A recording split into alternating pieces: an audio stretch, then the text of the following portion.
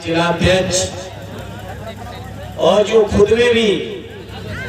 एक बहुत बड़े पहलवान रहे आड़े लक्कड़ पहलवान जी, भाई आनंद गुड्डू जी, ज्ञानू जी भैया हेलो मंच पर और पूरे इस दंगल समारोह में उपस्थित सभी मेरे देखिए आ रहा है कैमरा में, थोड़ा पीछे हो जाइएगा। और भी जो सम्मानित हमारे सभी पहलवान हैं, सभी सम्मानित पहलवान बंधु, यहाँ उपस्थित सभी मेरे सम्मानित बुजुर्गों आदरणीय शिवशंकर जी और उपस्थित उमेश जी के पिताजी हैं आदरणीय शिवशंकर जी और उपस्थित सभी मेरे बुजुर्गों नौजवान साथियों, आज के इस मौके पर मैं सबसे पहले उमेश जी को, उनके सभी सहयोगी साथी, उनके परिवार के लोगों को हृदय से धन्यवाद देता हूं और आभार व्यक्त करता हूं। मैं समझता हूं श्रद्धेय नेताजी को श्रद्धांजलि देने का, भैया उनको याद करने का शायद सबसे बेहतर कोई माध्यम है तो दंगल है, क्योंकि जहां श्रद्धेय नेताजी ने बचपन में दंगल में कुश्ती लड़ के उस क्षेत्र में अपनी पहचान बनाई थी, टावा मैनपुरी आगरा के इलाके में, वहीं श्रद्धेय नेताजी के गुरु स्वर्गीय नथु सिंह जी, जिन्होंने उन्हें राजनीति में सबसे पहले लाने की कोशिश की, प्रयास किया, उनकी और श्रद्धेय नेताजी की भी मुलाकात एक दंगल में ही हुई थी और वो नेताजी के व्यक्तित्व से इतने प्रभावित हुए थे स्वर्गीय नथु सिंह जी कि उन्होंने अपनी सीट खाली करके श्रद्धेय नेताजी को चुनावी राजनीति में लाने का काम किया। और मैं समझता हूं श्रद्धेय नेताजी अपने पूरे जीवन, वो भले ही बाद में राजनीति में रहे, शिक्षक रहे, या एक समय के बाद कुश्ती लड़ना संभव नहीं होता है, लेकिन वो जीवन की आखिरी सांस तक पहलवानों से जुड़े रहे। और शायद उत्तर प्रदेश का कोई इलाका होगा जहां से श्रद्धेय नेताजी को अगर दंगल में जाने का निमंत्रण आया होगा तो वो निश्चित तौर पे सारे काम छोड़ के दंगल में जाने का प्रयास किए। जहां दंगल कुश्ती से उनका इतना असीम प्रेम रहा, वहीं मैं समझता हूं जब उन्हें राजनीति में उत्तर प्रदेश की जनता ने उन्हें सेवा का मौका दिया, मुख्यमंत्री बनने का मौका दिया, तो देश के शायद कोई पहलवान ऐसे होंगे जिनका सम्मान बढ़ाने का, जिनको सम्मानित करने का श्रद्धेय नेताजी ने हर संभव प्रयास न किया हो। चाहे मास्टर चंद्रगी राम जी रहे हो, चाहे और हमारे अंतर्राष्ट्रीय पहलवान रहे हो, और कुश्ती और पहलवानी से वो इतने प्रभावित रहे, जब पहली बार उत्तर प्रदेश के मुख्यमंत्री बने और सैफई में स्टेडियम बनाया तो उस स्टेडियम का भी नाम उन्होंने मास्टर चंद्रगी राम जी के नाम पर रखने का काम किया। इस तरह का दिल में सम्मान और भाव उनका पहलवान साथियों के लिए रहा है। पहलवान साथियों को सम्मान देने का सवाल हो, भी हमारे संचालक महोदय कई पहलवान साथियों के बारे में कह रहे थे कि उनको इस बात से सम्मानित किया गया, उनको अलग अलग तरीके के सम्मान बढ़ाने का प्रयास हुआ। मैं समझता हूँ नेताजी का पूरा जीवन कुश्ती और कुश्ती से जुड़े हुए लोगों के साथ बीता है। इसी आज मैं समझता हूँ उमेश भाई, आपको और आपके सारे साथियों को मैं हृदय से धन्यवाद देता हूँ कि नेताजी की जयंती के अवसर पर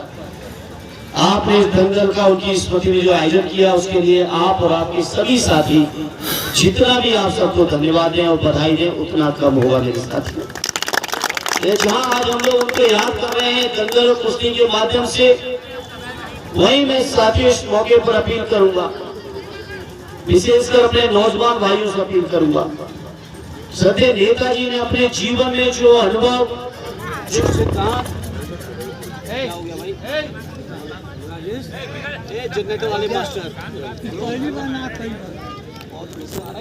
पूरे जीवन कभी अन्याय, अत्याचार, अहंकार, तानाशाही के आगे कभी झुके नहीं। मैं नौजवान साथियों आपसे अपील करूंगा,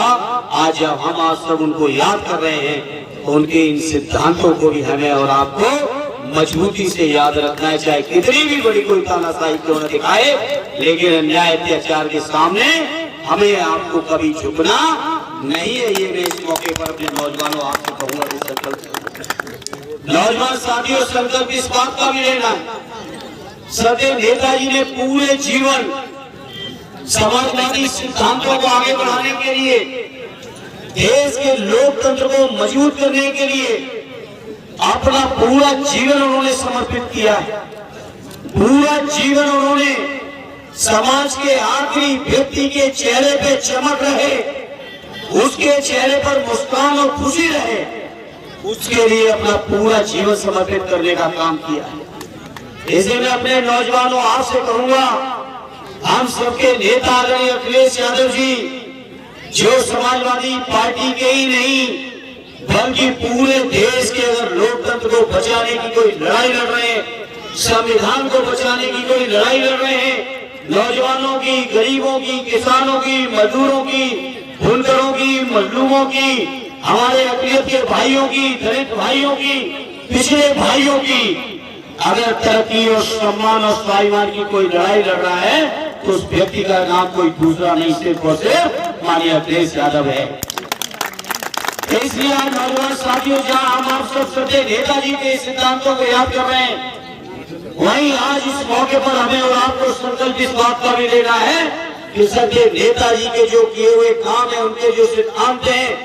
उन सिद्धांतों को बढ़ाने के लिए हम सबको मिलकर आदरणीय अखिलेश यादव जी के हाथों को जितना अधिक से अधिक संभव हो सकता है उतना हम लोगों को उनका हाथों को मजबूत करना है। ये हमारी आपकी सबकी जिम्मेदारी बनती है। कल ही रिजल्ट आया है उत्तर प्रदेश के अंदर उपचुनावों का, 20 तारीख को वोटिंग हुई है और वोटिंग की वीडियो मैं समझता हूँ बनारस के एक एक व्यक्ति ने देखी होगी। जिस तरह से अन्याय हुआ उत्तर प्रदेश के जनमानस में, लोकतंत्र को लूट तंत्र में बदलने का जो काम हुआ है, उस लूट तंत्र को खत्म करने के लिए और लोकतंत्र को स्थापित करने के लिए